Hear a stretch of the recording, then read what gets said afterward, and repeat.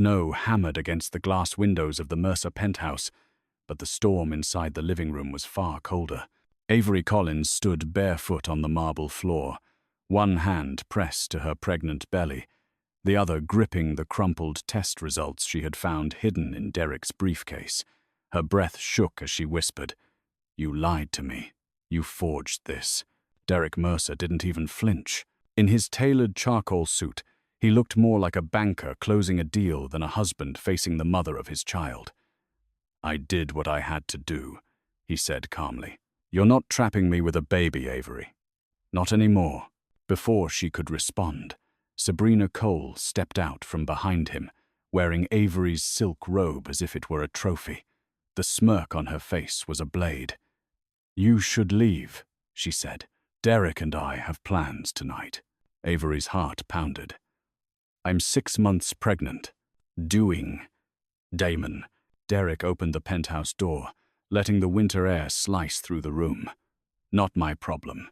Get out." The gust of wind hit her like a slap. Avery staggered, nearly losing her balance. The baby kicked sharply, as if reacting to the chaos. "I have nowhere to go," she whispered.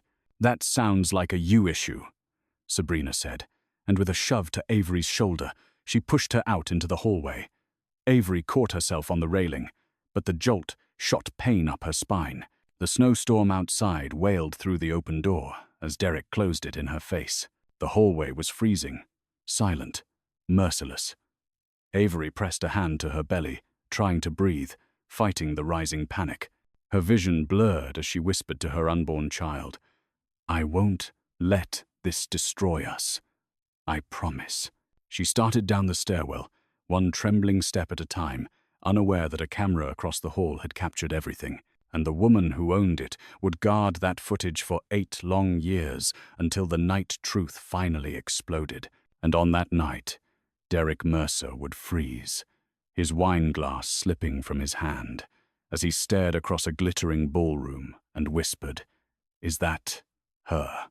Snow clung to Avery Collins's hair as she stepped out of the building, each flake stinging like tiny shards of glass. Her thin sweater was no match for the Manhattan winter, and the icy wind tore through the fabric as if mocking her. She held her belly with both hands, trying to shelter her unborn child from a world that had turned vicious in a single night.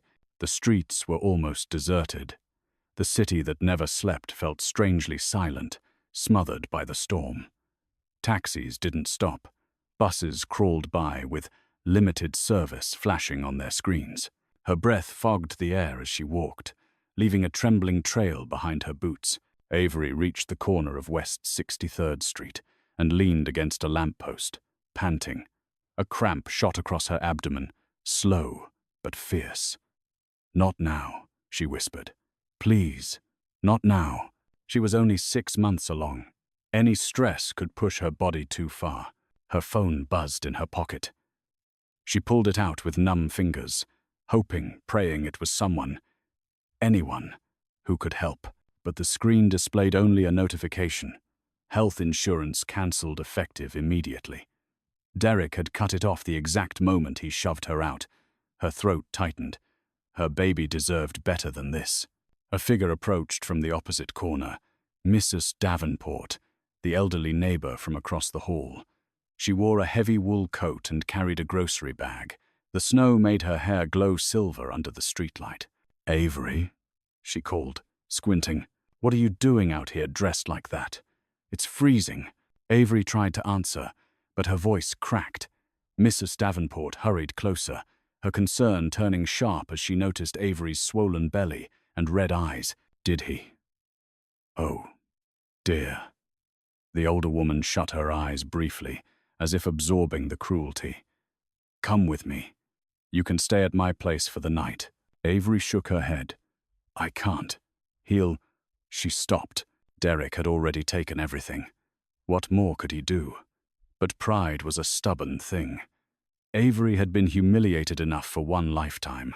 "I'll find somewhere," she whispered. Mrs. Davenport touched her arm gently. "You don't have to do this alone." Avery offered a broken smile. "I already am." The bus screeched to a halt beside them, its doors hissing open. It was nearly empty, the kind of late-night ride filled only with ghosts and stragglers. Avery climbed aboard, gripping the railing as another sharp cramp twisted through her stomach. She winced, but forced herself to remain upright. She needed distance, any distance from Derek. The driver barely glanced at her. "Where to?" "Queens," she murmured. "Anywhere in Queens." He nodded, closed the doors, and the bus lurched forward into the storm.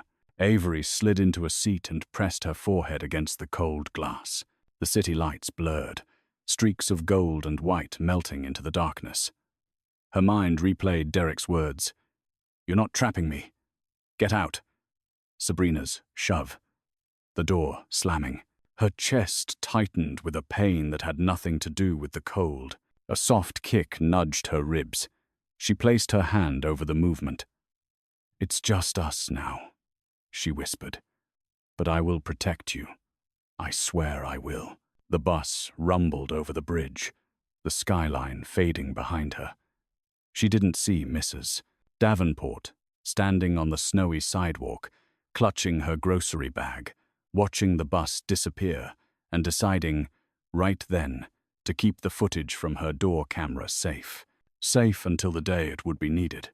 And that day would arrive sooner than Avery could ever imagine. The motel room smelled faintly of bleach and loneliness. Avery Collins sat on the edge of the narrow bed, hands trembling as she peeled off her wet sweater. The heater rattled loudly, blowing air that was barely warmer than the storm outside. She placed a hand on her stomach, feeling the ache that had settled deep inside her since Derek threw her out. The room flickered with yellow light from the buzzing ceiling bulb. Snow crusted the window frame, the glass so thin she could feel the cold radiate through it. She didn't know how long she had been sitting there, staring at her phone, watching the screen stay blank. No messages, no calls, not even spam. Her body shook with a mixture of cold and exhaustion. She curled around her belly and whispered, "We're safe for now. I'm here. I won't let anything happen to you." But even as she said it, a fresh cramp seized her abdomen. A sharp pain tore down her side. Avery gasped, clutching her stomach. This wasn't from stress anymore. Something was wrong. She tried to stand, but another wave knocked her back to her knees. Panic erupted in her chest. She was alone. No car, no insurance, no one to call. Derek had made sure of that. She grabbed her coat and stumbled outside into the freezing air. Her breath fogged violently as she half walked, half ran toward the street. The snow had turned into icy slush, soaking through her thin shoes. Another contraction hit, forcing her to lean against a rusted railing. A car appeared at the end of the street. She waved desperately. "Please, please." Her voice cracked, but the headlights slowed. The car pulled over, and a middle-aged woman rolled down her window. "Are you all right?" the woman asked. "Hospital," Avery choked. "Please, I think the baby's coming early." The woman unlocked the door immediately. "Get in." "Hold on." The ride blurred into flashing streetlights and muffled cries. Avery braced herself against the seat as pain built and broke through her like a storm. When they reached the emergency entrance, nurses rushed to her side, pulling her onto a gurney. "How far along?" one asked. 6 months, Avery gasped. "Something's wrong." They wheeled her into a room filled with bright lights and sterile metal. A doctor approached, brows tight with concern. "We'll do everything we can, Avery. Stay with me." Hours felt like seconds. Seconds felt like hours. The world dissolved into monitors beeping, nurses shouting numbers, the doctor telling her to breathe, breathe, breathe. Finally, a tiny cry pierced the air. Thin, fragile, fighting. Avery's heart cracked open. The nurse lifted a small bundle wrapped in a warm blanket. "He's early," she said gently, "but he's breathing. He's strong." Avery sobbed with relief, reaching out her shaking hands. But before she could hold him, the doctor stopped her. "Not yet," he said softly. He needs the NICU immediately. He's stable, but very vulnerable. Avery nodded, tears blurring her vision. Please, please take care of him. We will. Tool. The nurse rushed the baby away down the corridor. The doors swung shut behind them. Avery lay back against the pillow, exhausted, terrified, but alive, and she had no idea that someone else had been admitted to the same hospital that night, someone whose name would change the course of her life again. Because in another wing of that very building, Elias Grant had just learned that his own daughter had gone missing in the snow. Avery Collins was discharged from the hospital 3 days after giving birth, but her son remained in the NICU, small and fragile under the soft blue lights. The doctor assured her he was a fighter, but the uncertainty carved a hollow space inside her chest. She spent every visiting hour at his bedside, whispering promises he was too tiny to hear. When she finally stepped back into the freezing air outside the hospital, reality hit her with brutal clarity. She had nowhere to go. The woman who had driven her to the ER, Mrs. Laura Benson, had offered help, but Avery couldn't bear the thought of relying on a stranger again. She had trusted Derek. She would not make that mistake twice. So, she found the cheapest listing on her cracked phone's browser and took a bus to Queens. The building sat between a laundromat and a pawn shop, bricks crumbling, lights flickering. The kind of place no one chose unless they had no options left. Inside, the hallway smelled of fried onions, cigarette smoke, and exhaustion.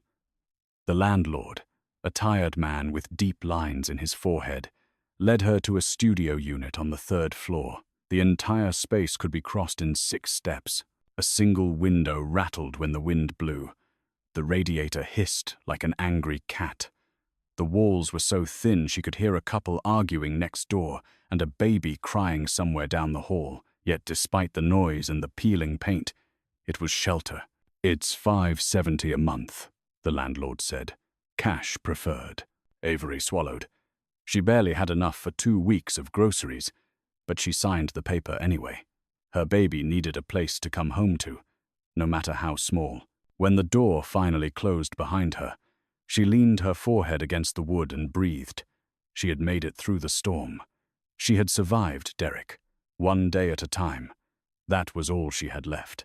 That evening, after visiting the NICU again, she returned to the apartment, carrying a plastic bag with ramen, a cheap loaf of bread, and a can of soup. The fluorescent hallway lights buzzed overhead like trapped insects.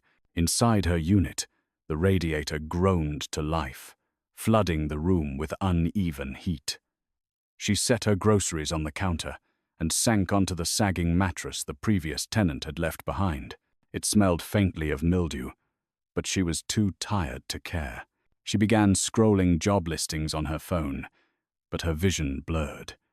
She had worked as a barista before Derek pulled her into his world, a world she now realized had never been hers. She needed something fast, something flexible, something that would allow her to be at the hospital every day. Through the thin walls, she heard a neighbor slamming a cupboard.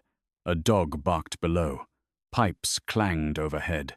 Life here was noisy, messy, imperfect, but in a strange way, it felt more honest than anything she had lived through in the Mercer penthouse. A sudden knock jolted her upright. Avery froze. No one knew she lived here. She approached the door cautiously. Another knock. "Who is it?" she whispered. A voice answered, quiet but firm. "Miss Collins? It's about your son." Her heart stopped. She unlocked the door with trembling fingers and pulled it open. A man stood there in a dark coat dusted with snow, his expression grave. "I'm from the NICU," he said. "You need to come with me, now." There's been a complication. The hallway outside the NICU smelled of disinfectant and fear. Avery hurried behind the man who had knocked on her apartment door, her heart pounding in her throat. Every step felt like walking underwater. When they reached the neonatal unit, the nurse on duty pulled her aside gently. "He's stable now," she said. "His oxygen levels dipped, but we caught it in time." Avery nearly collapsed with relief. She pressed a hand to her heart, whispering, "Thank you. Thank you so much." The nurse touched her arm in reassurance. "He's a fighter, just like his mom." For the next several days, Avery spent every hour allowed sitting beside her son's incubator. She talked to him, sang softly, traced invisible circles above the glass, as if her touch could reach him. But she couldn't stay forever. She needed income, anything to afford formula, diapers, and the mounting hospital bills. On the fourth day, she returned to her apartment exhausted, carrying a notebook filled with plans she wasn't sure she had the strength to follow through with. The radiator sputtered, coughing heat into the tiny space. A leak had soaked part of the carpet overnight, and her groceries still sat untouched where she'd left them. She dropped onto the mattress and rubbed her forehead. She needed work. A knock sounded next door, followed by muffled voices. The neighbor, a single father named Jordan, stepped into the hallway carrying a toolkit. He noticed Avery struggling to fix the loose cabinet hinge in her kitchenette. "You need help?" he asked. She hesitated but nodded. He stepped inside and examined the broken hinge. "This place is falling apart," he muttered. "How long have you been here?" "A few days." "Oh." He tightened the screws, but the wood split. Avery sighed. "Nothing in here works." "Old buildings," he said with a shrug. "You should ask the landlord for maintenance. I doubt he'll do anything." Jordan gave her a sympathetic look. "Well, good luck." After he left, Avery stood staring at the damaged cabinet. The jagged wood, the uneven surface, something about it bothered her. She grabbed a sanding block from a box she hadn't unpacked, one of the few things she'd kept from her old life. A small set of tools she once used to help Derek remodel a desk. He'd tossed the project aside, but she had loved working with her hands. She began sanding slowly, smoothing the splintered edge. Then she adjusted the hinge placement, drilled new holes using a tiny multi-purpose tool, and realigned the cabinet door. It clicked shut perfectly. Avery blinked. It had taken her less than 15 minutes. She opened it again. Smooth. Closed it. Silent. For the first time in weeks, she felt something spark inside her, something like pride. She continued working. She fixed the loose shelf, reinforced the wobbly table legs, repaired the peeling laminate strip near the sink. Each fix made her breathe easier, grounding her in a way nothing else had since Derek shoved her into the snow. By sunset, the apartment looked better, still run down, still cramped, but somehow warmer. Hers. A place for her son. A knock startled her. Jordan peeked inside, stunned. "Whoa, did you do all this today?" Avery flushed slightly. "It's nothing. I just fixed a few things." "Nothing," he laughed. "This looks professionally done.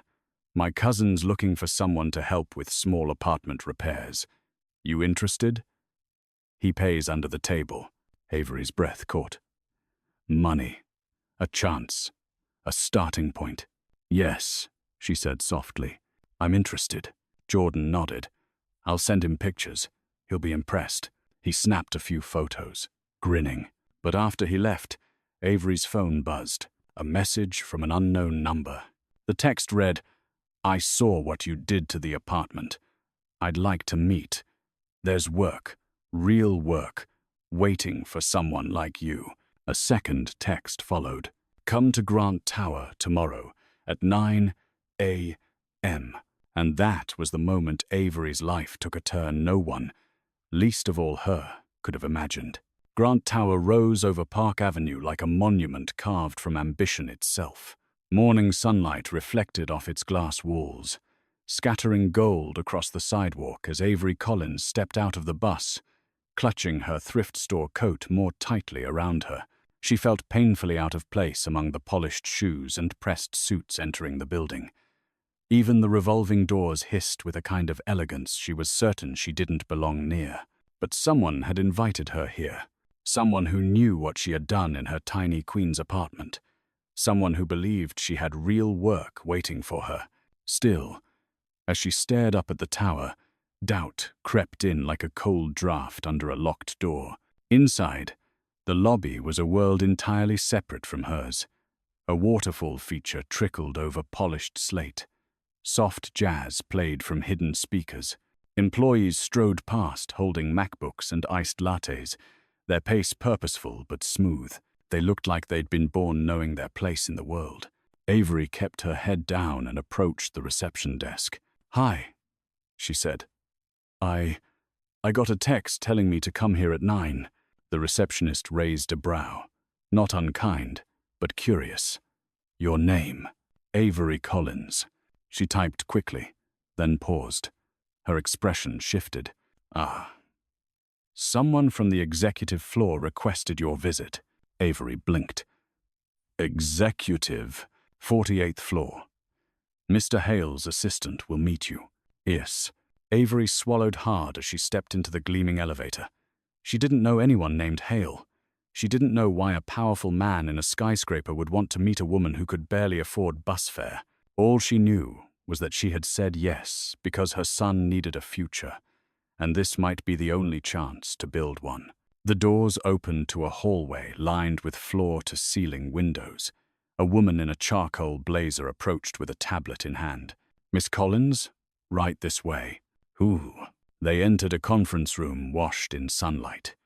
Models of architectural designs lined the shelves. She recognized materials: reclaimed wood samples, marble pieces, fabric swatches. Her fingers twitched with familiarity.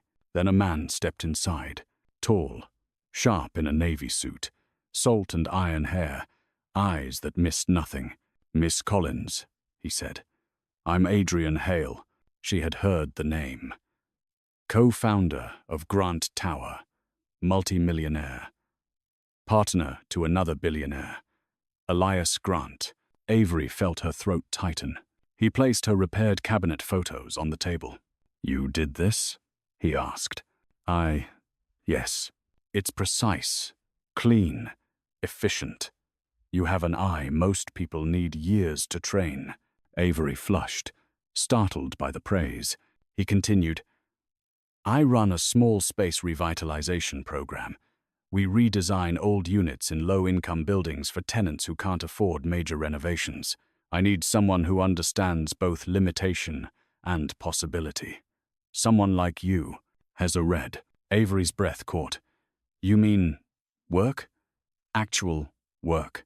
Paid work," he clarified. "Good pay. Flexible hours. You can visit your son whenever you need." Her knees weakened. This was more than an opportunity. It was oxygen. "I don't know what to say," she whispered. "Say yes," he replied simply. She nodded, tears burning hot behind her eyes. "Yes, absolutely, yes." For the first time in months, hope didn't feel dangerous. As she left the tower, the city felt different, brighter, almost welcoming. But halfway across the lobby, her phone buzzed. It was the hospital. Her blood ran cold. "Miss Collins," the nurse said, her voice trembling. "Your son. Something's happened. You need to get here immediately." The taxi ride to the hospital felt like a long tunnel made of sirens and panic. Avery pressed a hand against her chest as if she could physically hold her heart together. The nurse's words replayed in a loop. "There's been a change in his breathing. We're doing everything we can. Please hurry." Her son had been born too early, too small. His lungs were delicate, fragile things still learning how to work. Every day had been a tightrope walk between hope and fear. But this sounded worse. When the taxi rolled to a stop, Avery threw money at the driver and sprinted inside, her breath coming out in broken clouds. The NICU doors opened with a soft mechanical hum, but the tension in the room hit her like a wall. Nurses moved quickly, speaking in low, urgent tones. Machines beeped in unpredictable rhythms. Avery forced her feet forward. "Where is he? Where's my baby?" Nurse Ellen turned, her expression weary but steady. "He's right here, sweetheart. He had a breathing episode. It happens with preemies, but we stabilized him." Avery moved to the incubator. Her son's tiny chest rose and fell in shallow, careful breaths. The oxygen tubes looked bigger than his nose. She pressed her palm against the glass. "I'm here," she whispered. "Mummy's here." Ellen rested a reassuring hand on Avery's back. "You came just in time. Talking to him helps regulate his patterns." Avery swallowed hard. "Can I see the chart?" Ellen hesitated, then nodded, handing it over. Avery scanned the numbers: oxygen, saturation, heart rate, temperature. She didn't understand everything, but she recognized improvement. Relief washed over her, like warm water. "He scared us," Ellen said gently. "But he's a tough one." Avery blinked back tears. "He shouldn't have to be." She stayed beside him for hours, watching each breath like it was a miracle. She hummed softly, a melody her own mother once sang before life tore their family apart. The room gradually calmed. Nurses dimmed lights. Machines softened their tones. At one point, Ellen approached with a small smile. "You know, most babies who fight like this end up becoming incredible children, strong-willed, brilliant even." Avery brushed a finger along the glass. "I want him to grow up safe, loved, not around people like..." She couldn't finish. She didn't need to. Ellen knew. Later, as dawn crept in through the blinds, a doctor entered. Dr. Patel, calm eyes, steady hands. She reviewed the chart and nodded. "He's stabilizing. Good progress. But, Avery, you need rest too." Rest. A foreign concept. "I'll go home soon," Avery said, though she didn't know how she would leave him. Dr. Patel paused. "One more thing. Someone came by earlier asking about you." Avery stiffened. "Who?" He didn't give a name. "Said he knew you. Tall man. Expensive suit." Her stomach twisted. "Derek?" No. He would never step foot in a public hospital. Not for her. Not for their son he pretended didn't exist. "Did he leave anything?" Avery asked. "Doctor." Patel nodded and handed her a sealed envelope. Avery's pulse quickened. She opened it with shaking fingers. Inside was a single note, written in clean, decisive handwriting. "You shouldn't be alone in this. We need to talk." No signature. No indication of who sent it. But there was something else, a business card tucked behind the paper. "Grant Tower. Elias Grant. Founder and CEO." Avery stared at the name, her breath catching. Why would a billionaire know she existed? And why did he care? Before she could piece it together, Nurse Ellen rushed toward her. "Avery, your son's monitors just spiked again. You need to come now." The monitors around Avery's son beeped in frantic warning as she rushed back to the incubator. Nurses gathered quickly, adjusting equipment with practiced urgency. Avery's breath caught as her tiny baby's chest strained with each uneven gasp. She pressed her trembling hand to the glass, whispering desperately, "I'm here, sweetheart. Stay with me. Please stay with me." A respiratory specialist hurried over and recalibrated the oxygen flow. Slowly, agonizingly slowly, her son's breathing smoothed into a fragile rhythm. The tension broke like a snapped wire. Nurse Ellen exhaled first. Then Avery did too, her legs nearly folding beneath her. "He's stabilizing again," the specialist said gently. "He's fighting hard." 9. Avery sank into the chair beside the incubator, tears drying on her cheeks. She didn't know how much more her heart could take. Every moment felt like a test she had never prepared for, but she refused to break. Not now. Not ever. Hours later, when the room finally settled, Avery pulled the envelope from her pocket, the one with Elias Grant's flawless handwriting. The name alone carried weight in New York City. Billionaire, philanthropist, innovator, a man who built empires inside towers that touched the clouds. People like him didn't cross paths with people like her, yet somehow he knew she existed. She reread the note, searching for meaning in the spare words. "You shouldn't be alone in this. We need to talk. Did he know about her son? Did he know about Derek? Did he somehow know she was hanging on by a thread? Her thoughts spiraled until Nurse Ellen touched her shoulder. "You should eat something," she murmured. "I'll watch him." I rehearsed. Avery managed a grateful smile before stepping into the waiting room. The hospital cafeteria was nearly empty, lights dimmed, chairs arranged in silent rows. She picked up a stale sandwich and sat near the window, watching snow drift past the glass. It reminded her of the night she was thrown out cold, endless, indifferent. Her phone buzzed. Unknown number. Avery hesitated before answering. "Hello?" A calm, steady voice responded. "Miss Collins, this is Elias Grant." Answered. The sandwich slipped from her hand. "I'm sorry to contact you in such a difficult moment," he continued. "But I believe our paths crossed once before, though you may not remember it." Avery swallowed. I don't understand. 8 years ago, my daughter wandered off outside a cafe. You found her and brought her inside before she reached the street. I never forgot your face." Avery froze.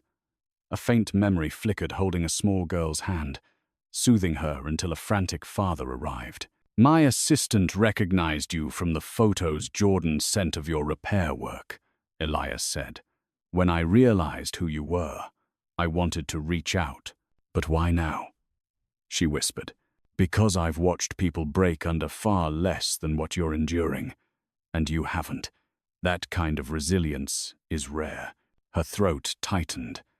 No one had ever spoken about her strength before, not even Derek. "Miss Collins," Elias said gently, "I'd like to help you. Not out of charity, out of respect." Ivercent. Avery pressed a hand to her chest.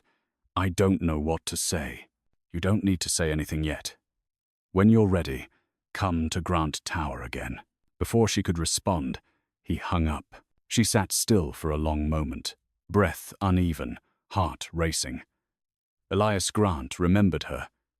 He wanted to help her. He believed in her. Hope flickered, soft but bright. But as she returned to the NICU, she sensed tension in the air again. Nurse Ellen rushed to meet her, eyes wide. "Avery, there's someone here asking to see your son." A man.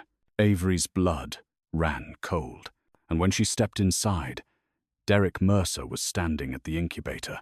Avery froze just inside the NICU doorway. Derek Mercer stood beside the incubator, his hands casually tucked into the pockets of his tailored coat, as if he were inspecting merchandise instead of looking at the child he had denied existed. His presence cut through the sterile air like a blade. He glanced over his shoulder with a practiced smile. "Avery." Her pulse pounded in her ears. "What are you doing here?"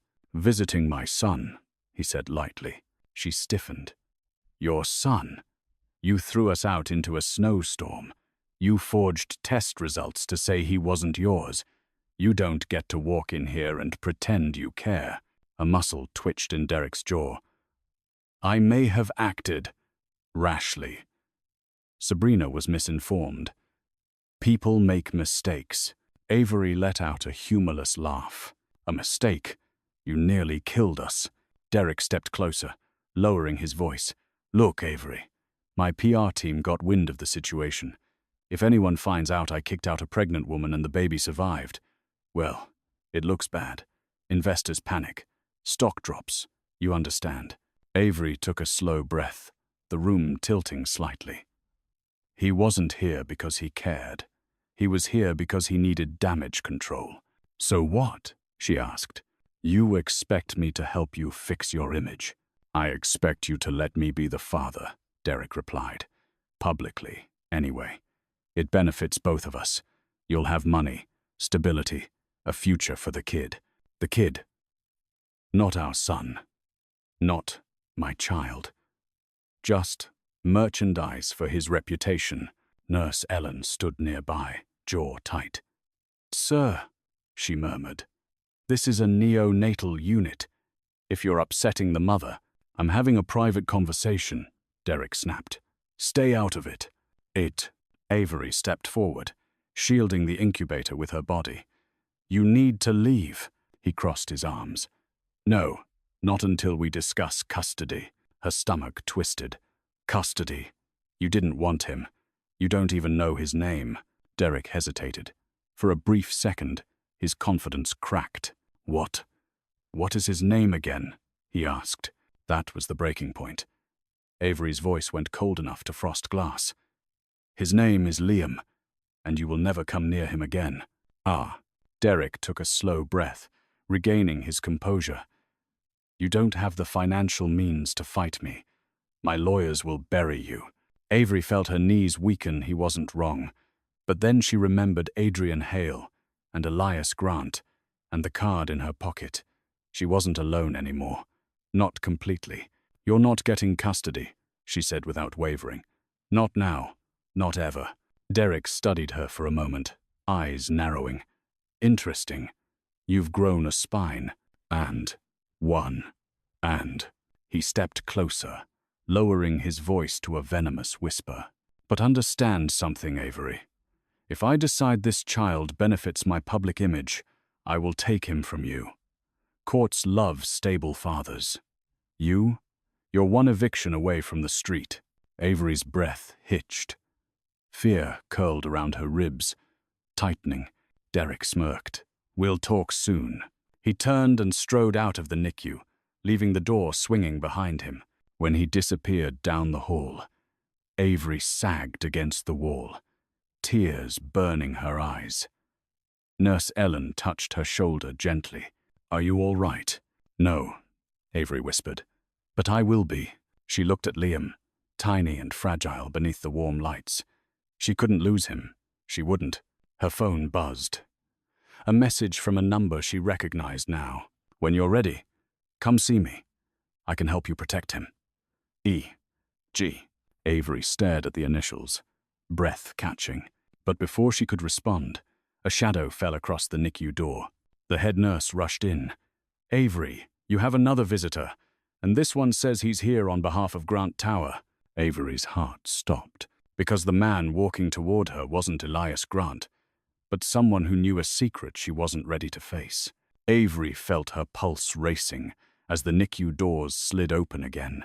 She expected Elias Grant, the billionaire, whose initials were still glowing on her phone screen, the man who had offered help she didn't yet understand. Instead, the person walking in was someone she had never seen before. He was tall, sharply dressed in a charcoal overcoat dusted with snow, his expression serious but not unkind.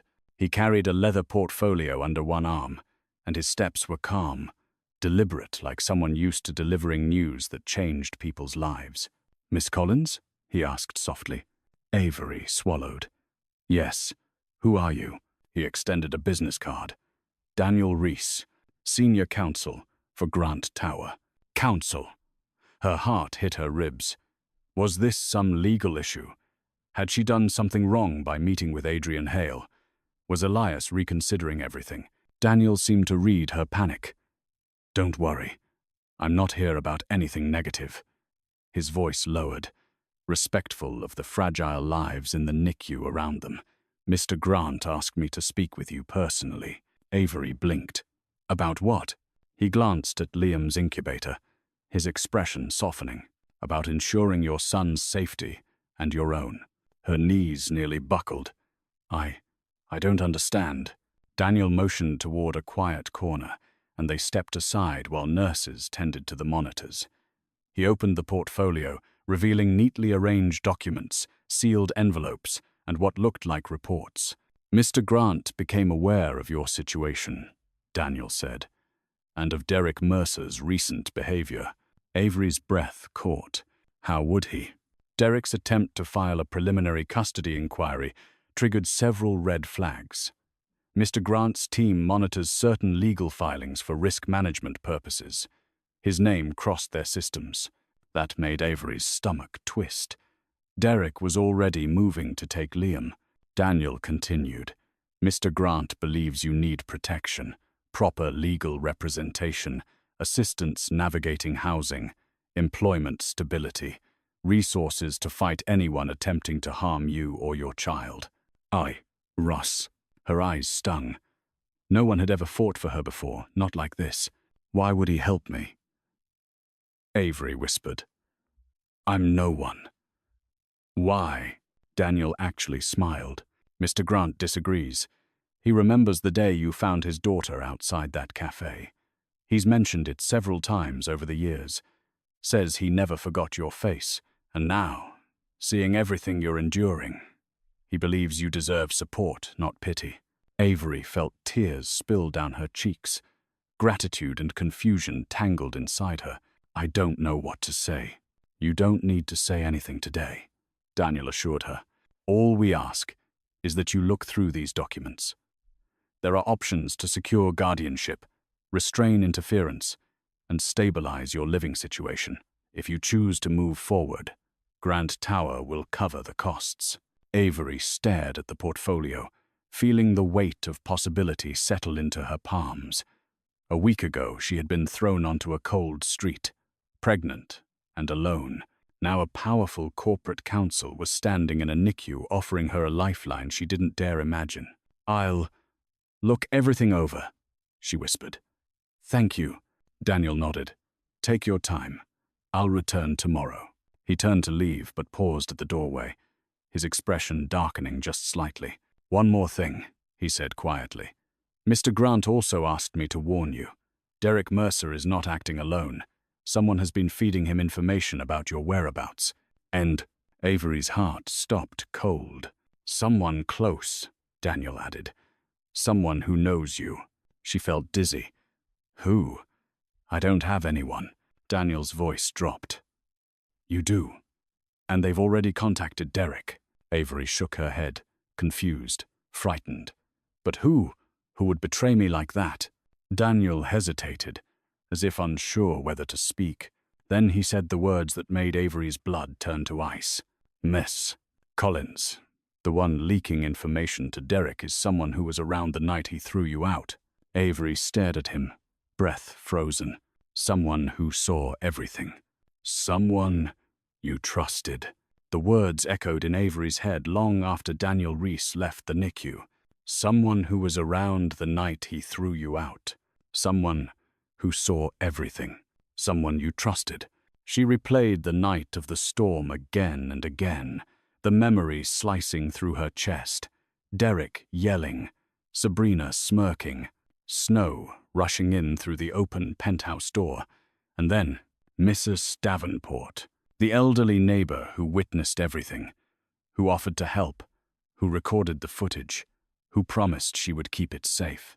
But why? Why would she betray Avery? Why would she talk to Derek now? Avery forced the thought away.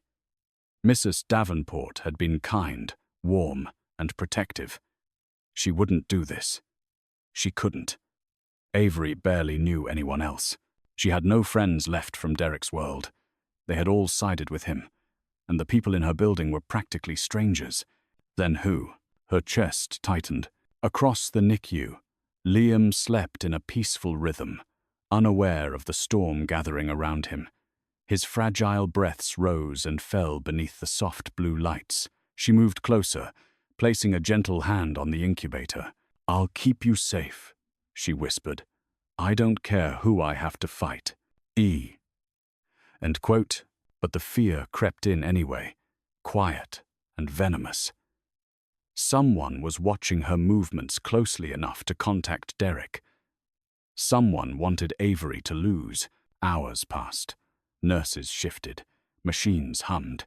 Avery couldn't shake the feeling of eyes on her, even in the sterile room. When visiting hours ended, she walked home through the bitter cold, replaying every detail of the past week. The bus ride, the NICU, the stranger who helped her, the landlord, Jordan, the text from an unknown number, the sudden invitation to Grant Tower. Was it possible someone had been tracking her since the beginning? Her apartment felt smaller than usual when she entered, shadows stretching across the peeling walls. She checked the lock twice, then pulled the blinds shut. Her breath trembled as she sat on the edge of the mattress. Her phone buzzed again. Another message. I heard you met Hale today. You really think a man like that cares about you? Avery's blood froze. She typed back with shaking fingers. "Who is this?" The reply came instantly. "Someone who knows you're making a mistake.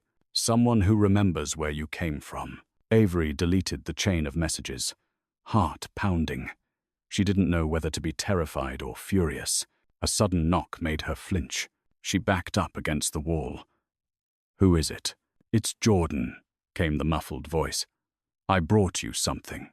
She opened the door cautiously. He stood there holding a small container of homemade chicken soup. "You looked exhausted today," he said. "I just wanted to help." Her suspicion cracked a little. Jordan wasn't polished enough, clever enough, or cruel enough to play games with Derek. She accepted the soup with a grateful nod. "Thank you," she whispered. "No problem." "Hey, everything okay?" Avery hesitated. She didn't know who she could trust.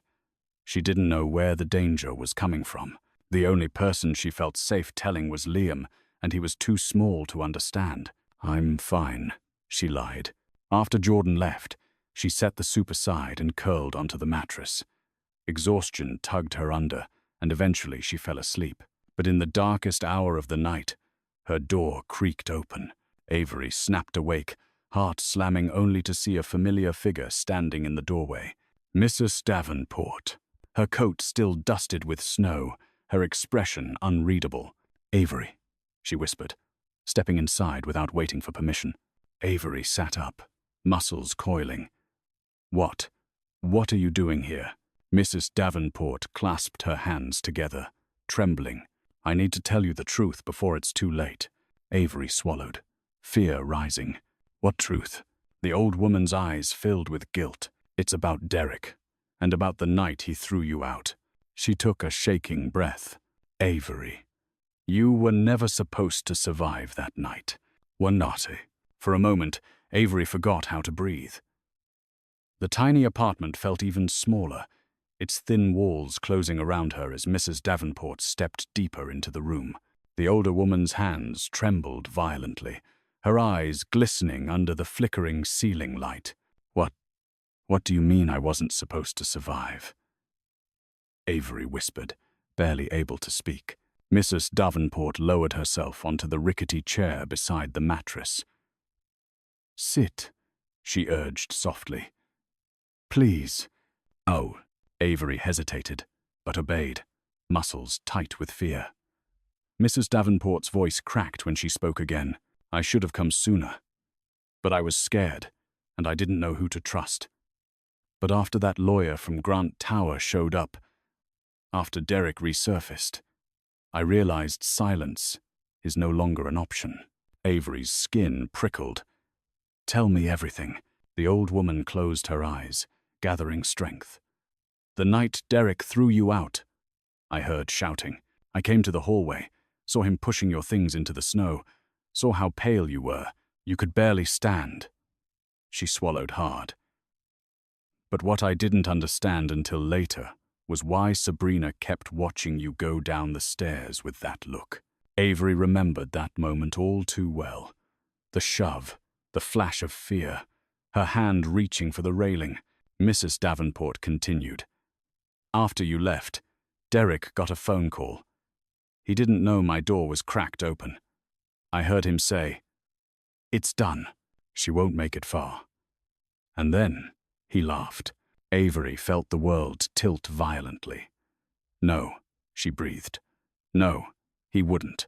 "He would," Mrs. Davenport said firmly. "And he did. He wanted you out of the picture. Completely." A cold ripple ran through Avery's entire body. It wasn't just cruelty. It wasn't just abandonment. It was intent. "Why are you telling me this now?" Avery whispered. Mrs. Davenport's hands twisted in her lap. "Because I've been keeping something. Something Derek must never know I still have." She reached into her coat pocket and pulled out a USB drive. "My door camera. It caught everything. Him shoving you, Sabrina pushing you, Derek telling her to stop pretending she cares whether you fall." Avery pressed a hand over her mouth, horrified. "And it caught something else," Mrs. Davenport said, voice thinning. Someone following you as you walked into the storm. A chill crawled up Avery's spine. Who? I couldn't tell.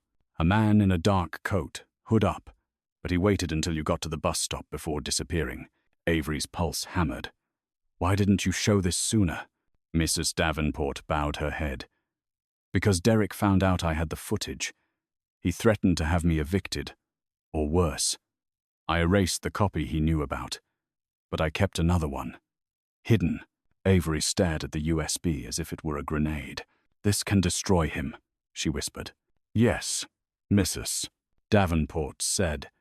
But it can also put a target on your back. Derek won't let you expose him.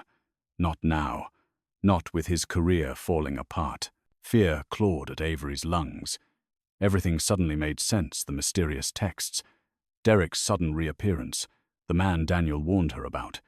Someone had been feeding Derek information, someone who had access to her movements. Mrs. Davenport, Avery asked, voice shaking. Was it you? Were you the one talking to him? The old woman recoiled, tears welling. No, child. I would never betray you. I've been protecting you in the only ways I could. Avery felt her shoulders soften, but only slightly. Nothing felt safe anymore. Then Mrs. Davenport leaned closer, gripping Avery's hand with sudden urgency. You must give this to someone powerful enough to shield you, she whispered. Someone Derek fears. It's... Avery's mind flashed immediately to one name, Elias Grant. But before she could speak, there was a loud crash from the hallway. Both women jumped. Footsteps, heavy, rushed, purposeful. Mrs. Davenport's eyes widened in terror. Avery. He found us. The door handle began to turn, and the voice outside said, very softly, Avery, open up. We need to talk. The voice on the other side of the door was low, calm, too familiar. Derek. Avery's lungs seized. Mrs. Davenport's fingers dug into her arm as the door handle jiggled again. Harder this time. Avery, Derek said, his tone eerily composed. We need to have a conversation. Open the door. Mrs. Davenport shook her head violently. Don't let him in. He's not alone. I heard 2 sets of footsteps. Avery's heart slammed against her ribs. She scanned her small apartment for anything that could serve as protection. But it was just thin walls, peeling paint, and a single cheap lamp. Nothing between her and the man who'd tried to erase her. Stay quiet, Mrs. Davenport whispered. He might think you're not here. But the door rattled again. Avery, Derek continued, I know the old woman is with you. And I know she told you things that aren't true. Mrs. Davenport's breath hitched. Avery squeezed her hand. You can't hide behind her, Derek called out. She's confused. She's been feeding you lies. Avery swallowed hard. Go away, Derek. Silence. A long, chilling silence. Then, a different voice spoke. Softer, colder, surgical. Avery. It's Sabrina. Please open the door. You're scaring us. Mrs. Davenport paled. She's worse than he is. Avery's stomach twisted. Sabrina, who had smiled while pushing her pregnant body toward a staircase. Sabrina, who did Derek's dirty work with perfect lipstick and steady hands. Avery, Sabrina said sweetly, we only want to talk. You have information that belongs to us. Us, not Derek. Not her. A united threat. Avery shook her head. You're not getting anything from me. Another silence. Then Derek's voice hardened. Open this door, or we will. Mrs. Davenport clutched Avery's sleeve. We need to call the police. Avery grabbed her phone, but the screen was black. Dead. She hadn't charged it since the hospital. A fist slammed into the door. Avery gasped. We don't have time, Mrs. Davenport whispered. Give the drive to someone who can protect it. Someone powerful. Someone you trust. Avery whispered back. I only trust one person now. She grabbed her coat and clutched the USB in her fist. The fire escape. They could use the fire escape. She motioned to Mrs. Davenport to follow.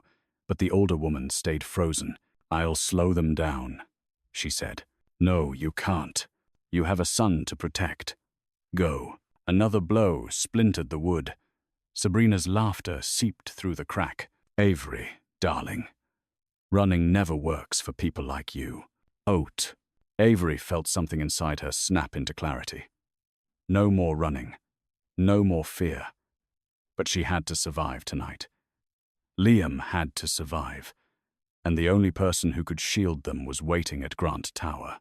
She grabbed Mrs. Davenport's hands, squeezed them with fierce gratitude, then slipped out the window into the icy night. The metal rungs of the fire escape bit into her palms as she climbed down into the alley below. Snowflakes whipped around her, stinging her cheeks. Her breath came out in frantic clouds. She ran toward the main street, half slipping on ice, her boots barely gripping the ground. Behind her, the apartment door finally gave way with a violent crash. Sabrina's voice echoed down the stairwell, sharp and triumphant. "She's running. Derek, get the car." Avery darted into traffic, almost hit by a taxi. She stumbled onto the opposite sidewalk, lungs burning, mind racing. She had to reach Elias Grant. She had to get to someone who could make Derek afraid for once. She pulled her coat closer and sprinted toward the nearest subway entrance. But as she reached the stairs, a black SUV screeched around the corner. A window rolled down. Sabrina leaned out, her eyes gleaming. "Avery, sweetheart, did you really think you could outrun us?" Avery's lungs burned as she sprinted toward the subway entrance, every step fueled by pure survival. Behind her, the black SUV skidded dangerously close to the curb. Sabrina shouted something unintelligible, a mix of rage and triumph, before the vehicle lurched forward again. Avery dashed down the icy steps into the station. The stale underground air wrapped around her like a lifeline. She shoved past startled commuters, gripping the USB drive so tightly her knuckles ached. She leapt onto the first train just as the doors chimed. They slid shut with a metallic thud, cutting off Sabrina's furious face as she reached the platform a second too late. Avery collapsed into a seat, shaking from adrenaline and cold. The train screeched forward, lights flickering across her panicked reflection in the window. She could still hear Sabrina's taunts, still feel Derek's looming threat, still sense the danger tightening around her. She pulled the USB from her pocket and stared at it. This tiny device. This was what Derek feared, what Sabrina wanted, what Mrs. Davenport had risked everything to protect, and what could destroy her life just as easily as it could save it. When the train reached Midtown, Avery forced herself to stand. She climbed the steps into the frigid air of Manhattan, the towers rising above her like guardians or judges. Grant Tower shimmered in the distance, lit with warm gold. A promise, a threat, a chance. She walked as fast as she could, slipping twice on patches of ice. People rushed past her in designer coats, oblivious to the battle unfolding in the shadows of their city. By the time she reached the lobby of Grant Tower, her hands were numb and her breath came in painful bursts. The security guard recognized her. "Miss Collins? Mr. Grant told us you might come. Take the private elevator." She didn't have time to question how Elias already knew something was wrong. The elevator doors closed, whisking her upward through the warm glow of the tower. She clutched the USB like a lifeline.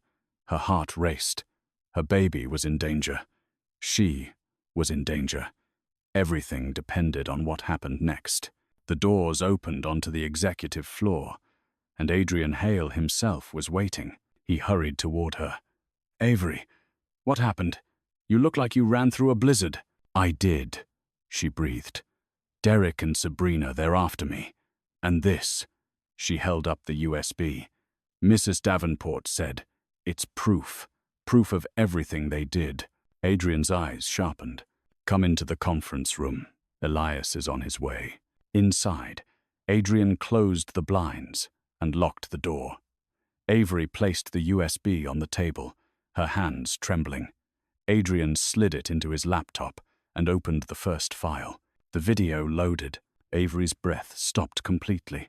There she was, 8 months younger, shaking, pleading, her hand clutching the railing as Sabrina shoved her again. Derek's voice filled the speakers, cold enough to freeze blood. Let her go. She won't make it far. 22. Avery covered her mouth. Adrian's jaw tightened in fury. This, he said slowly, is attempted homicide. Avery felt dizzy. Mrs. Davenport said there was more. There is, Adrian said grimly. Look, another file opened. A blurry figure following Avery into the storm. Hood up, shadowed face. Adrian leaned closer. Whoever this is, he wasn't protecting you. He was tracking you. Why? Avery whispered. We'll find out, Adrian promised. And Elias will know what to do. Footsteps echoed outside the conference room. Avery turned just as the door swung open. Elias Grant entered, eyes sharp, coat dusted with snow. But he wasn't alone. Behind him stood someone Avery never expected to see again. Someone whose presence meant nothing would ever be the same. The room fell silent when Elias Grant stepped inside, snow dusting his shoulders like he'd walked through a different world just to reach hers. Avery's breath caught, but it froze entirely when she saw the man standing half a step behind him. Daniel Reese. Not the same Daniel who had come to the NICU. This Daniel looked different, harder around the edges, lips pressed into a severe line. He gave her a curt nod before stepping aside, allowing Elias to approach. Avery, Elias said quietly. Adrian told me everything. Her throat tightened. She didn't know where to begin, Derek. Sabrina, the chase, the confession from Mrs. Davenport, the footage that now sat on Adrian's laptop like a ticking bomb. Elias walked toward the table, eyes fixed on the paused image of Derek pushing her into the snow. Fury rippled across his face, sharp and controlled. This, he said, voice low, is monstrous. And it will not go unpunished. Avery felt her breath loosen just slightly. Elias wasn't merely sympathetic, he was enraged on her behalf, protective in a way she had never experienced. But the moment shattered when Daniel spoke. Mr. Grant, he said, we have to move quickly. Derek and Sabrina are headed to the plaza tonight. They're guests at the Mercer and Hale Investment Summit. Avery's heart twisted. Why does that matter? Daniel exchanged a look with Elias before answering. Because Derek plans to present a custody motion tomorrow. He's going to claim you're unstable, unfit, and financially incapable. Tonight is his last chance to reshape his public image. Avery pressed a hand over her mouth. Derek was always strategic, cold, calculated. The gala wasn't just a party. It was a stage, and he'd chosen it to rewrite the narrative. Elias turned to her. You have 2 choices. Hide, and hope this doesn't destroy you, or stop him before he gets the chance. Avery's pulse fluttered. Stop him? How? I'm no one. Elias stepped closer, his voice steady. You're not no one. You are the woman he tried and failed to break. You have the footage. You have the truth. Tonight, you have us. Adrian nodded. If you walk into that gala, Derek will panic. Sabrina will crack. One misstep in front of those investors, those cameras, and their story collapses before it begins. For the first time in her life, Avery felt a flicker of power. It was terrifying and thrilling.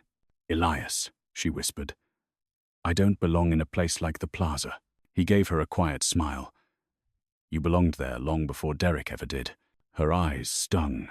No one had ever spoken to her like that, not with admiration, not with certainty. Then Elias extended his hand. Come with us. Let's end this. Avery stared at his outstretched palm, heart pounding wildly. She wasn't brave like Elias. She wasn't polished like the people who walked red carpets and toasted to billion-dollar deals. She was a broken woman from a peeling apartment, with a premature baby fighting for every breath. But she was also a mother, and mothers did not run. She placed her hand in his. They left Grant Tower and stepped into a waiting Mercedes S-Class, its headlights slicing through the Manhattan night. Snow drifted past the windows as the car glided toward Fifth Avenue, where the Plaza Hotel glowed like a palace carved from gold. Inside the ballroom, Derek and Sabrina were already working, the crowd laughing, sparkling, weaving lies into the air like perfume. Avery inhaled sharply. Elias squeezed her hand. "You're not alone." The car slowed. The doors opened. Cameras flashed in the distance, and as Avery stepped out onto the glittering entrance of the plaza, the crowd parted, because Derek Mercer had just seen her, and his expression twisted into something between horror and rage. The Plaza Hotel shimmered like a jeweled crown against the Manhattan night, its golden lights spilling across Fifth Avenue as limousines lined the entrance. Avery Collins stepped out of the Mercedes, her breath catching as the cold air brushed against her bare shoulders. The black evening gown Elias had arranged for her fit like armor, simple, elegant, unapologetically strong, a far cry from the frayed sweaters she had worn just days before. Elias exited beside her, offering a steadying hand. "Remember," he murmured, "you're not here to impress anyone. You're here to be seen." Avery inhaled sharply. "What if they see the wrong thing?" Elias met her eyes. "Then we'll show them the truth." Inside, the ballroom pulsed with luxury. Crystal chandeliers dripped light over marble floors. Waiters in white gloves carried trays of champagne. Executives, investors, and CEOs murmured in tight circles. Avery felt the weight of their gazes as she walked in a mixture of curiosity, confusion, and whispers she couldn't decipher. But one face froze completely. Derek Mercer. He stood near the stage in a tailored midnight blue suit, Sabrina on his arm. Their smiles evaporated the moment they saw her. Sabrina's fingers tightened around her clutch. Derek's jaw locked, a small twitch revealing panic beneath his polished exterior. Avery straightened her shoulders. Adrian Hale moved beside her, carrying a sleek black folder, the one containing the footage. He gave her a reassuring nod as they entered the center of the room. Conversation quieted. Avery felt every eye shift toward them. Toward her, Sabrina stepped forward, voice dripping poison. "Avery, dear. We didn't realize they were letting charity cases in tonight." Murmurs rippled. Avery felt heat rise in her neck, but Elias stepped between them with controlled grace. "Miss Collins is here as my guest," he said, his voice carrying effortlessly. "And as our newest design consultant." The room reacted instantly. Shock, whispers, interest. Derek's expression flickered. "Consultant? Her." He forced a laugh. "What exactly is she designing?" "Soup kitchens." Adrian opened the folder. "Interesting you should ask that, Derek. Because Avery has something she'd like to show you." Sabrina's eyes darted nervously. "Don't play games." Adrian ignored her and signaled the AV technician. Lights dimmed slightly as a screen on the far wall activated. The first frame appeared. Snow, the penthouse hallway, and a younger Avery, pale and trembling, clutching her swollen belly. Gasps cut through the ballroom. Avery watched Derek's face drain of color as the footage played him, grabbing her arm, Sabrina shoving her, his voice saying, "Let her go. She won't get far." Silence. Heavy. Loaded. Then, the next frame, a shadowed man following her into the storm.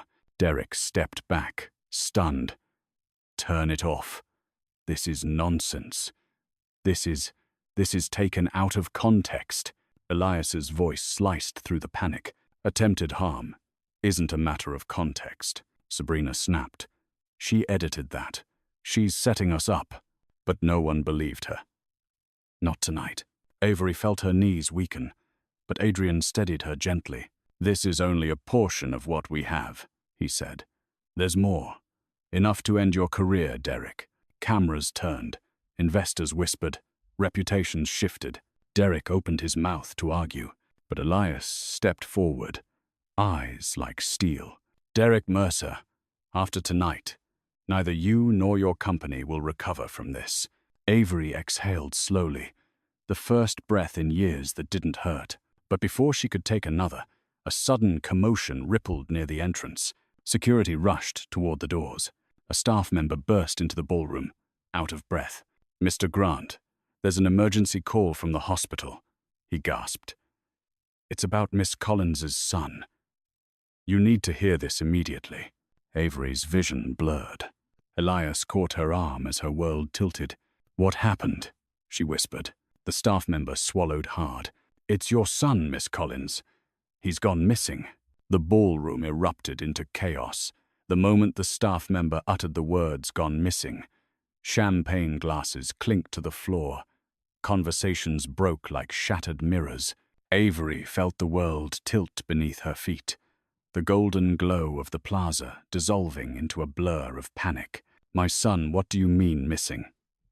Avery gasped, her voice cracking into a frantic whisper. The staff member stepped closer, breathless. The NICU nurse stepped out for less than a minute. When she came back, the incubator was empty. Security footage shows someone in hospital scrubs taking him. Avery's legs buckled. Elias caught her just before she collapsed. "We need to go," he said firmly. Now, Adrian Hale was already dialing someone on his phone. "I'm contacting the precinct captain. They'll shut down the bridges. No one gets out of Manhattan with that baby." Sabrina, still standing near the stage, smirked faintly. "Looks like someone wasn't paying attention." Avery spun toward her, trembling with rage. "Where is my son?" Sabrina shrugged. "If I wanted to take him, sweetheart, you wouldn't have heard a thing." Elias stepped between them, fury etched into every line of his face. "Say another word and you'll regret it."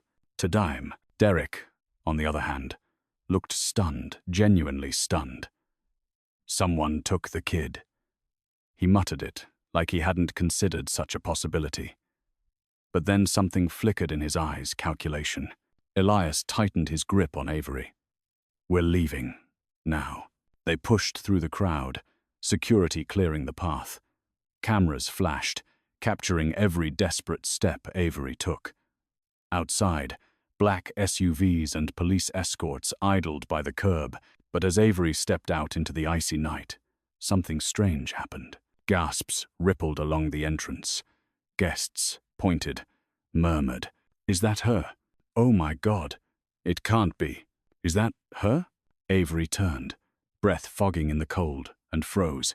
Projected onto the giant LED billboard across from the plaza was an image, a grainy frame from the hospital's security monitor, a woman in teal scrubs carrying a bundled infant through a stairwell. The figure was blurry, but unmistakable. The posture, the hair, the walk. People whispered louder, "That looks like Avery Collins. Why would she take her own baby? Is she unstable?" Avery's heart slammed painfully against her ribs. No, that's not me. That's not me." Elias stepped forward, voice like iron. "This footage is manipulated. Someone is framing her." But Avery barely heard him. Her eyes stayed glued to the screen as the image zoomed in, enhanced, sharpened, morphing into clarity. It wasn't perfect. Whoever altered the footage was rushing, but the resemblance was enough to ignite a scandal in seconds. Her face, her outline, her baby in someone else's arms. Adrian swore under his breath. "Derek, Sabrina, they're using the media. They're setting you up as the abductor." Avery felt tears burn hot down her cheeks. "Why would they do this? Why?" Elias spoke quietly, dead serious. "Because if you're the kidnapper, you lose custody forever, and Derek gets exactly what he wants." She shook her head violently. "We have to go to the hospital, we have to." "We will," Elias said, guiding her into the SUV. "We'll clear your name. We'll find your son." But as the car doors closed and engines roared to life, a police cruiser screeched around the corner, lights flashing red and blue. Officers jumped out. "Which one of you is Avery Collins?" one shouted. Avery's breath vanished. I am," she whispered. The officer's hand went to his cuffs. "Ma'am, you need to come with us for questioning regarding the abduction of your child." Elias lunged forward. She didn't take him. "Sir, step back." Avery stared in horror as the officers approached, because the world now believed she had kidnapped her own baby. And worst of all, someone in the crowd lifted their phone, revealing a live stream. Derek and Sabrina, smiling into the camera. Sabrina whispered, "Told you she'd crack. Hazard tenders." The police light splashed red and blue across Avery's face, turning her tears into streaks of shimmering color as she stood frozen outside the plaza. The crowd formed a widening ring around her, grasping for their phones, soaking in the unfolding spectacle. Whispers sharpened into accusations. "That's the woman who took her own baby. She looks unstable. She ran from the hospital." Avery shook her head helplessly. No, I didn't. I would never hurt my son." "Hey, Sev." "Old live?" But the officers were closing in. "Miss Collins," one said, "please turn around and place your hands where we can see them." Elias stepped forward, anger tightening every muscle in his body. "You have no evidence. This is a setup." "Sir, step back," the officer repeated. "We have security footage and a missing infant. We're taking her in for questioning." Avery's legs trembled. She looked at Elias, panic blurring her vision. Please don't let them take me. Liam needs me. I didn't do this." "I know," Elias said softly, voice lowering to steady her. "I know you didn't, and I won't let this stand." But even he couldn't stop what happened next. Cold metal cuffs clicked around Avery's wrists. The crowd gasped. Someone cheered, and through the flashing lights, Avery saw Derek standing near the entrance, coat draped elegantly over his shoulders as he pretended to look concerned for the cameras. Sabrina hovered beside him with perfected sympathy. "It's tragic," Sabrina said to a reporter. "We tried to help her. She just snapped." Avery lunged forward, fury exploding inside her, but the officers held her back. "She's lying," Avery screamed. "They're framing me. They took my baby." Click. Cameras captured her desperation, freezing it into a damning tableau. Elias pushed through the officers, eyes burning. "You're making a mistake. I'll have 10 lawyers here in 10 minutes. Adrian Hale will release evidence." One officer interrupted, lowering his voice. "Mr. Grant, with respect, your involvement is already raising questions. People think you're covering for her." Elias stiffened. "Covering for her? She's the victim." But the public had already chosen sides, and Avery saw it in their eyes: fear, judgment, suspicion. The same cold dismissal she had seen in Derek's eyes the night he threw her into the snow. They shoved her gently into the back of the cruiser. Avery stared out the window, heartbeat shattering, watching the gilded entrance of the plaza fade into the night. Elias remained outside, hands clenched, helpless fury radiating from him. Adrian stood beside him, jaw tight, already dialing contacts with military precision. Then the cruiser pulled away. Inside, Avery's grief folded in on itself, sharp enough to cut. But beneath it, something else glowed, a rising heat, a fierce resolve she had never felt before. She was done being the victim. She was done letting Derek and Sabrina write the story. At the precinct, they led her into a small interrogation room with grey walls and a buzzing light. The officer sat across from her, flipping open a file. "Miss Collins, we need to go over your movements tonight." Avery leaned forward. "My baby was kidnapped. Start with that." Before he could answer, another officer rushed into the doorway, pale-faced. "Sir, you need to see this. It's about the footage." The first officer stood. "What now?" The second officer swallowed hard. "The woman in the video, the one carrying the infant." Avery's heart stopped. "It wasn't Avery Collins," he said. "We enhanced the image. It's someone else, entirely." A beat of stunned silence filled the room. Then he added, and you're not going to believe who it is." Avery felt her pulse hammering in her throat as the officers exchanged grave looks. The interrogation room, already cold, seemed to shrink around her. Her hands trembled slightly against the table, no longer cuffed but still shaking from the weight of everything she'd endured. "Who was it?" she whispered. "Who took my son?" The second officer set down a still image, clipped from the enhanced hospital footage. The woman's face, once blurred, now emerged in chilling clarity. A nurse's cap, scrubs, a determined stride. Avery's heart froze. It wasn't her. It wasn't Sabrina. It wasn't a stranger. It was someone Avery never expected. "Melissa Carter," the officer said. "Night nurse. She's been working in the NICU for years." Avery blinked, stunned. "But why?" "She always seemed gentle. She helped me. She held my hand when Liam's breathing dropped. Why would she do this?" The officers exchanged another uneasy glance. "That's what we're trying to figure out," the first officer said. "But Melissa clocked out early tonight. She's gone. No forwarding address. No car registered. We believe this was planned." A cold dread seeped into Avery's bones. Planned. Targeted. Not random. She leaned forward. "Does this have anything to do with Derek? Is she working for him?" The officer hesitated. "We don't know yet." Avery slammed her palm onto the table. "You do know something. Tell me." The second officer exhaled slowly, then pushed another piece of paper toward her, this time a background report. Melissa Carter wasn't just a nurse. She was Sabrina Cole's cousin. Avery's breath tore from her lungs. No, that can't be true." But the evidence stared back like a knife, glinting under harsh light. The first officer spoke quietly. "It appears Melissa was financially connected to Sabrina. Multiple wire transfers over the past year, all unexplained." Avery's stomach twisted. Sabrina,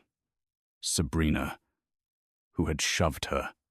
Sabrina, who had laughed while Avery begged for safety.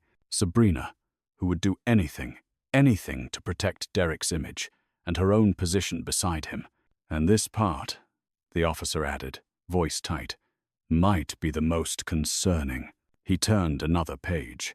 Hospital logs, access codes, timestamps. Melissa hadn't acted alone.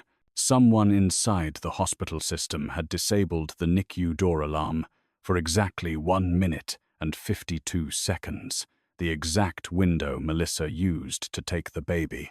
Avery felt the world tilt dangerously. Who disabled it? Who helped her? "We're working on that," the officer replied. But the tech team found something else in the system, a message stored in Melissa's access logs. He slid it toward Avery. A single sentence typed into the hospital's internal notes, a place it didn't belong. "It ends tonight." A shiver raced through Avery. What ended tonight? Her custody, her freedom, her life as a mother, or something far worse? The officer stepped back, giving her space to breathe. "Miss Collins, we need you to stay calm. A citywide Amber Alert has been issued. All bridges and tunnels are monitored. We'll find your son." But Avery wasn't listening anymore. She was already standing, already walking toward the door. "Miss Collins," the officer warned, "you can't leave. We still need your statement." "No," Avery said, gripping the doorframe, eyes blazing with newfound fire. "You don't understand. I know Melissa. I know Sabrina. I know the way they think. They're not taking Liam out of the city. That would be too obvious." "Then what?" the officer asked. Avery turned slowly, her voice steady, chilling. "They're taking him somewhere Derek can reach him first." The officers exchanged startled looks. Avery clenched her fists. "And I know exactly where that is." Before they could stop her, she bolted into the hallway, down the corridor, toward the exit. The night outside roared with sirens and cold wind. Avery had just stepped onto the sidewalk when a black sedan pulled up sharply beside her. The rear door opened. Inside sat a familiar face, one who should have been nowhere near her at this moment. Elias Grant, but his expression wasn't calm this time. It was haunted. "Avery," he said, voice low and urgent. "Get in." "You're right. I know where they took him." Avery's heart nearly stopped. "Where?" she breathed. Elias met her eyes. "Derek's private safe house. And you're not going to like who's already there." The sedan sliced through the icy Manhattan night, its engine humming low as Avery sat rigid in the back seat beside Elias Grant. Snow drifted across the windshield in frantic spirals, mirroring the storm twisting inside her chest. "A safe house?" Avery whispered. "Derek has a safe house?" Elias nodded grimly. "A private brownstone in Harlem. Off the books. He used it years ago during a corporate scandal. No cameras, no public record. Only a handful of people know about it." Avery's pulse hammered. "Then how do you know?" Elias hesitated. "Because Adrian helped investigate that scandal." He recognized the pattern. Avery swallowed, a small spark of fear igniting. "But you said someone else is already there. Who?" Elias didn't answer immediately. His jaw worked, tension rippling across his features. "Elias," she pressed, voice tightening. "Who is there?" He exhaled slowly. "Daniel Reese." Avery blinked. "Daniel? Your counsel? He's helping them?" Elias shook his head. "Not the Daniel who came to the NICU. You met his replacement." "Replacement?" Avery whispered, pulse stuttering. "Daniel Reese went missing 3 days ago." The world seemed to tilt. "The man who visited you at the hospital," Elias continued, "was not Daniel Reese. He was an imposter using Daniel's identity. We believe Derek helped orchestrate it." Avery pressed a trembling hand to her mouth. "So the man who warned me was feeding information to Derek the entire time." Elias nodded. "He was playing both sides. Gaining your trust. Tracking your movements." A cold wave of revulsion washed through her. "And now," Elias said, voice low, "he's at the safe house. Which means Liam is in even more danger." The sedan turned sharply. Streets blurred. Buildings melting into streaks of white and gold. Every second felt like oxygen draining from Avery's lungs. "Why would Derek want Liam?" she whispered. "He never wanted to be a father." Elias looked away, anger tightening his voice. "He doesn't want to be one. He wants the leverage." Avery bit back a sob. "To control me. To erase you," Elias corrected. "Publicly, legally, permanently." Her breath shattered in her chest. She turned toward the window, palm pressed against the cold glass. Somewhere out there, under the same brutal sky, her son was alone, vulnerable, terrified, and the people who stole him were capable of anything. "We're almost there," the driver said, voice firm. Harlem rose before them, brownstones lined in quiet rows, snow blanketing the steps like untouched silk. The sedan slowed, headlights washing over a particular townhouse with drawn curtains and no lights. Elias placed a gentle hand on Avery's arm. "Listen to me. You cannot run inside blindly. Derek is unpredictable. Sabrina is ruthless. And the imposter, whoever he is, will be desperate, tender." Avery's voice trembled. "But Liam, we'll get him," Elias said. "Together." Before Avery could respond, another car appeared at the far end of the block. A sleek black BMW. Derek's. He stepped out, shaking snow from his coat, expression tight with annoyance rather than panic. Sabrina followed, phone pressed to her ear, whispering sharply. Elias cursed under his breath. "They're not supposed to be here yet. That means something went wrong inside." Avery's heart seized. "What do you mean wrong?" Before Elias could answer, a scream tore through the night. A woman's scream. High, sharp, horrifying. From inside, the safe house. Avery lunged forward, but Elias grabbed her arm. "No, wait." The scream came again. Then a crash. Then silence. A chilling, unnatural silence. Avery turned to Elias, eyes wide with terror. "What was that?" she whispered. Elias stared at the townhouse, jaw tightening. "That," he said, was someone realizing they lost control. Yes. Then the front door of the safe house burst open, and a figure staggered into the snow, covered in blood. And the figure was carrying Liam. The figure stumbled into the snow-dusted street, breath ragged, scrubs torn and stained with blood. Avery froze, her entire world narrowing to the tiny bundle clutched in the woman's shaking arms. Liam. Her son. A cry tore from Avery's chest as she sprinted forward. Elias followed, shouting orders to his security team. But Avery heard nothing except the frantic pounding of her own heart. Melissa collapsed to her knees, her hands trembling violently as she held the infant out. I didn't hurt him," she gasped. "I swear I didn't. They didn't tell me what they planned to do.